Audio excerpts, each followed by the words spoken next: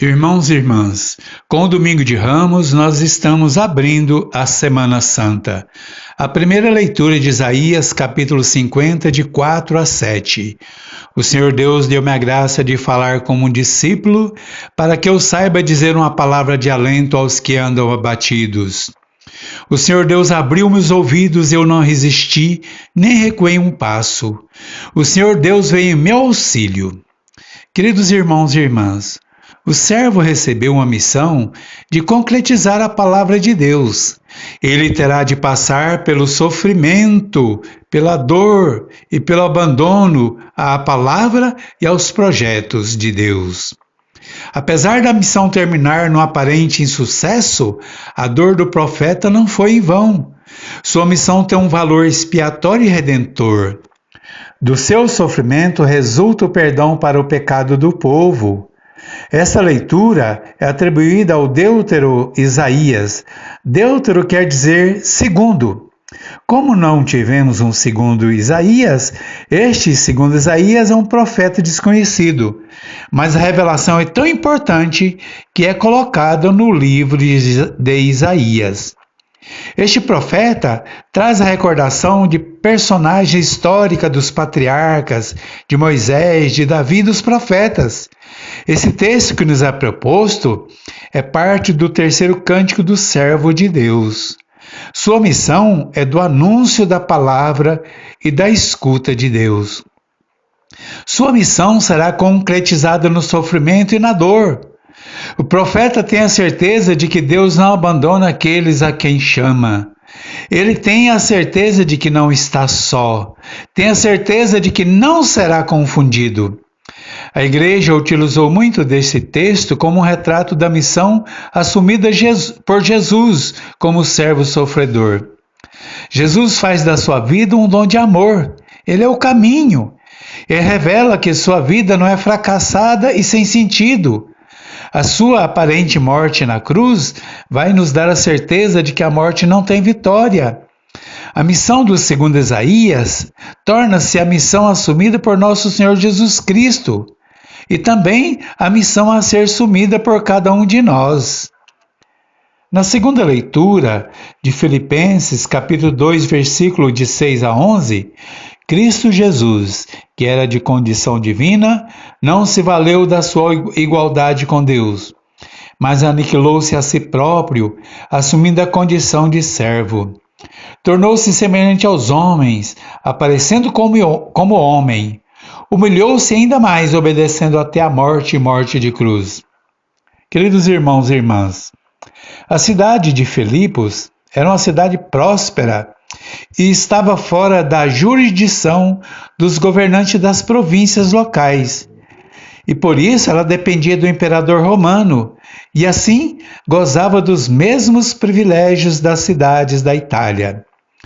A comunidade de Filipos, fundada por Paulo, era uma comunidade entusiasta, generosa, comprometida, sempre atenta às necessidades de Paulo e do resto da igreja. Esses valores cristãos não eram bem vistos pelos que compunham a população de Filipos. Eles não conseguiam entender e nem aceitar quem era Cristo. Como alguém de condição divina aceitou assumir com humildade a condição humana para servir, para dar a vida, para revelar totalmente aos homens o ser e o amor do Pai? Como entender que não deixou de ser Deus, mas aceitou descer até os homens, fazendo-se servo dos homens, para garantir vida nova a toda a humanidade? Eles viam isso como um escândalo. Como entender que Jesus aceitou a infame morte de cruz? Tudo isso para nos ensinar a suprema lição do serviço, do amor radical, da entrega total da vida. Como entender que esta morte resultará em ressurreição e glória? Queridos irmãos, a comunidade dos que abraçaram a fé em Filipos entenderam que não dá para abraçar a fé com entendimento humano. É preciso ver com os olhos de um pai que ama seus filhos e que está disposto a dar a própria vida para que seus filhos tenham vida. Eles aceitaram o desafio da evangelização. Eles aceitaram ser guiados pela força e pelo poder do Espírito Santo.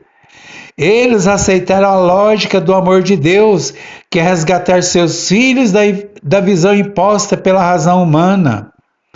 Também esta é a nossa missão, ser guiados e conduzidos pelo Espírito de Deus, e não pelo espírito de ganância, de individualismo e da negação do irmão.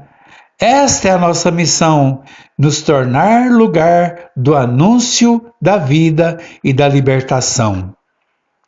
No Evangelho de Marcos, capítulo 14, versículo de 1 até o capítulo 15, versículo 47, está escrito: faltavam 2 dias para a festa da Páscoa e dos ázimos, e os príncipes dos sacerdotes e os escribas procuravam maneira de se apoderarem de Jesus à traição para o levarem à morte.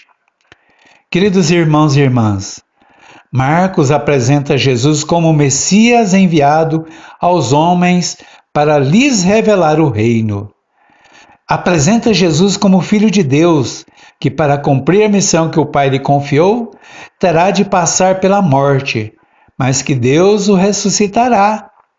Estamos vivendo o relato da paixão de Jesus. São fatos concretos vividos por toda a comunidade de Jerusalém e povos vizinhos, pois era dia de festa em preparação para a Páscoa. Assim, em Jerusalém, havia uma grande multidão. O julgamento e condenação vai se dar em espaços conhecidos de todos: Betânia, o cenáculo, o Getsemane, o palácio do sumo sacerdote, o pretório romano, o Gólgota e o túmulo. A visão religiosa ensinada por Jesus incomodava as autoridades políticas e religiosas que não estavam dispostas a renunciar às suas influências, os seus domínios e seus privilégios.